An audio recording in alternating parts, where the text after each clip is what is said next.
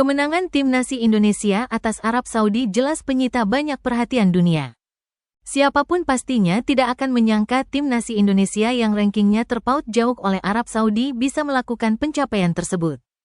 Bahkan, Arab Saudi tidak menyangka pertahanannya bisa diobrak-abrik oleh Indonesia dengan mudah. Walaupun di pertandingan kali ini Arab Saudi lebih dominan menguasai pertandingan, namun serangan counter atak Indonesia sangat mematikan, dan akhirnya mampu menjebol gawang Arab Saudi 2-0.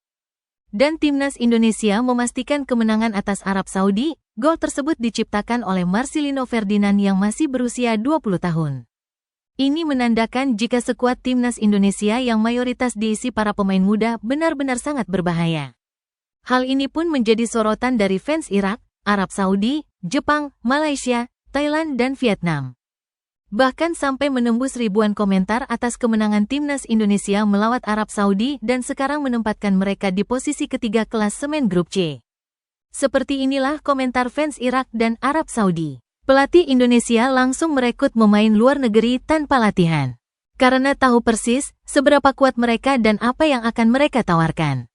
Hal kedua adalah mereka tidak memiliki prinsip kuota. Dan Indonesia akan menjadi tiang baru di Asia di masa depan.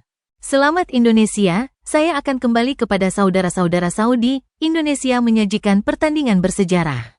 Para pemain pergi ke Liga Kuning untuk bermain selama sebagian besar adalah cadangan. Demi Tuhan, tim kami telah gagal selama 30 tahun. Dan masalahnya ada di Federasi Saudi, hingga pemain dan pelatihnya.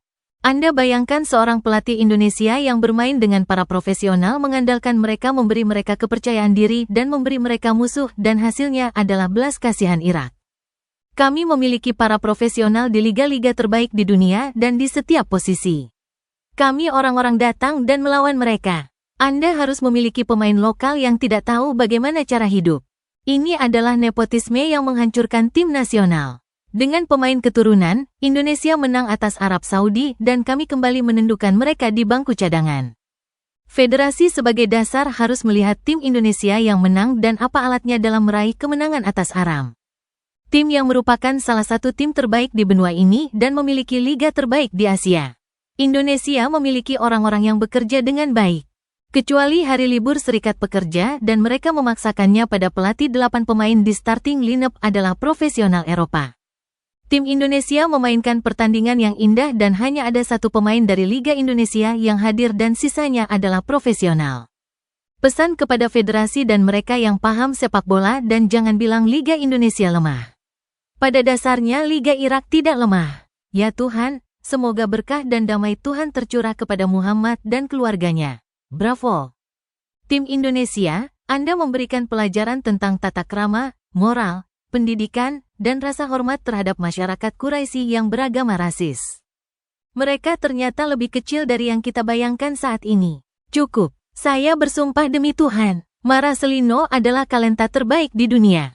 Saya cinta Indonesia untuk mengingatkan rakyat saya bahwa Indonesia bersama dengan Irak bermain dengan tim profesional kandang dan tandang dan Piala Asia dan kami memenangkannya 5 kali. Kemana pengamat yang bilang Indonesia itu mudah?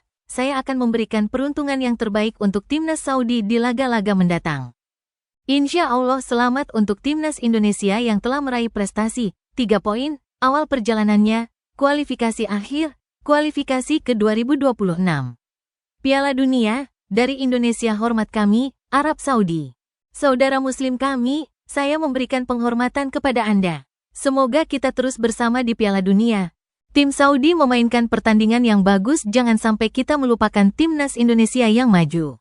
Saya pikir alasan kerugiannya adalah lapangan. Selamat kepada tim Indonesia yang telah meraih kemenangan dengan performa dan hasil yang pantas. Begini, Indonesia sepenuhnya bergantung pada para profesional. Dan mereka menang atas Arab Saudi dengan kinerja dan hasil bahkan komentar tentang Saudi memuji para profesional mereka. Selamat untuk Indonesia. Plus keberuntungan yang sulit untuk Arab Saudi. Pengamatan saya terhadap pertanyaan tersebut seharusnya pemain yang dikeluarkan dari lapangan di babak pertama tidak diberikan tendangan penalti untuk Arab Saudi. Dan sebelum gol pertama Indonesia pelanggaran bagi Arab Saudi. Sayangnya, Arab Saudi tidak memiliki gelandang berpengalaman. Mereka semua masih muda dan serangannya sia-sia. Lihat perkembangan tim Indonesia karena pemain profesional. Apa keuntungan Liga Saudi jika Indonesia menang atas Anda? Peluang Arab Saudi sudah berakhir, Indonesia mengalahkan mereka di laga tandang dan kandang. Selamat untuk saudara kita Indonesia. Mau bilang, kemenangan yang pantas untuk Indonesia. Di kancah internasional saya menyaksikan babak pertama yang mana pemain Indonesia tapi bagus dan tidak memperhatikan bahaya yang dimiliki pemain Saudi.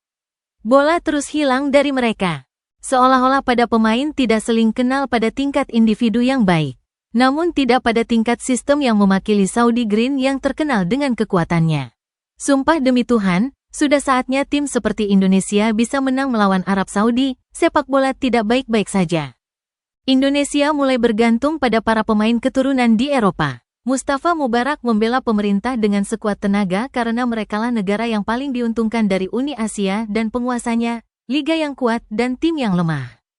Dan alasannya adalah jumlah pemain asing terlalu banyak untuk memungkinkan orang Saudi bermain, memang tidak ada yang berminat dalam pertandingan, para pemain meremehkan lawan, pertahanan hijau hilang.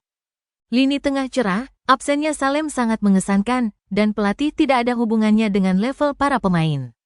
Tapi tim seperti Indonesia menang atas kami.